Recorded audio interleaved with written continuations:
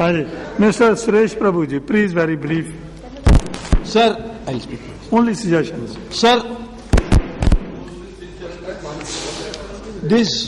first of all, I hope that we are discussing delimitation.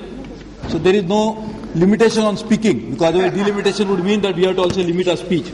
Sir, first of all, this is a commission, as was envisaged by the provisions of the Constitution, with a specific purpose, because issue like this will always become very contentious, and therefore you cannot settle the issue by discussion among the political parties, among the candidates. Everybody will say, my constitution should be like this and should not be like this.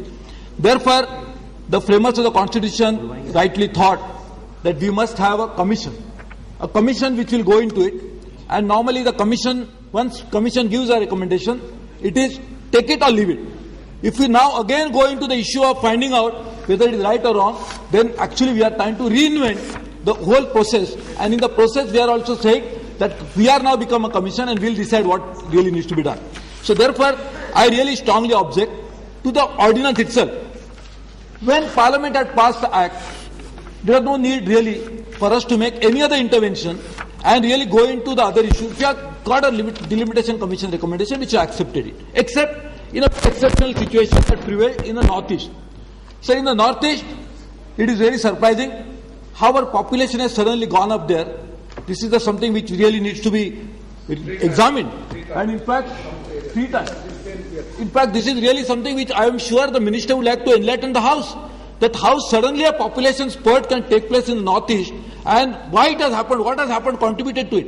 Have people become very productive? What is the real reason behind it? We really like to know, and therefore this is something I can understand. But in case of Jharkhand, if we now go into the issue and revisit the entire recommendations of the Delimitation Commission using our own wisdom, then we are in fact challenging the entire premise on which the delimitation has.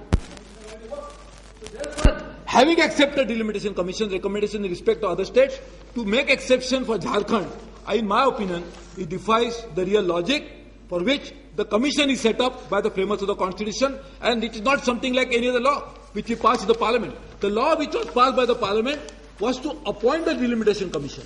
The law which was passed by the Parliament was to decide the criteria on which the Delimitation Commission will act. But if you are now going to go into the merits and demerits of it, which the ordinance has sought to do, I really strongly object to it.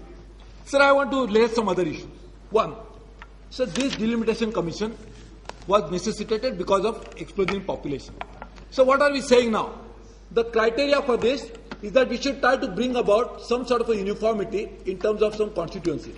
Some constituencies were as small as few thousands and some were as large as few millions. So how do you make sure that there should be uniformity? So here, sir, there is a fundamental issue. Are we going to put premium now on population? That means we are going to tell the states that increase your population if you want something to happen. So in fact, even the constituency, the states will not get more share. But even the constituencies, if you have more people, your constituency. So therefore, I think, sir, this is about the time that we also move a resolution in the Parliament limiting our population. We need delimitation of constituencies. We also need limitation of population because it is posing serious challenge for water, for land, and for many other issues. So that's another issue. So second issue is about we are actually accepting nationally a concept of smaller states, and that's why we are actually going into creating more states. In fact, we created Jharkhand, we created Chhattisgarh, because we wanted smaller states. We are going for a smaller revenue district. In fact, in Uttar Pradesh, the present Chief Minister has already carved out more districts. Sir, if we are going for smaller states, we are going for smaller districts, and we are going for larger members of Parliament constituency. So what is the logic? If you want smaller states for a particular purpose, you want smaller district with a good logic, how can the same logic not be applied to constituency? So I really don't understand this. But in any case, that's not something, but it's about the time we also think about it in a very serious way. Why? Because a member of Parliament, as it is condemned by everybody, saying that members of Parliament don't do anything. Despite the fact that I know, as on behalf of all the members of Parliament, that how much each member of Parliament really works in his constituency and other places. But sir, there are physical limitations. Suppose if a constituency is going to be now extended in case of say 450 kilometers in length and 300 kilometers in width, how a member of Parliament, one single person, is expected to perform his duties? So here, I think it's a responsibility of the law minister to make sure simultaneously to bring such amendments to make sure that members of parliament are properly empowered to discharge their roles and responsibilities in case of increased geographical area. Otherwise, we are saying now member of parliament has become superhuman suddenly, so he was looking after 1/5 area, now he'll look after 4 times or 3 times areas of that. So that is not going to be workable. So we really must bring about some sort of an amendment parallelly to make sure that this really changes. In fact, sir, there is no other country in the world where a single member of parliament is responsible for 25 lakh people, or 20 lakh people now, almost 20 lakh people.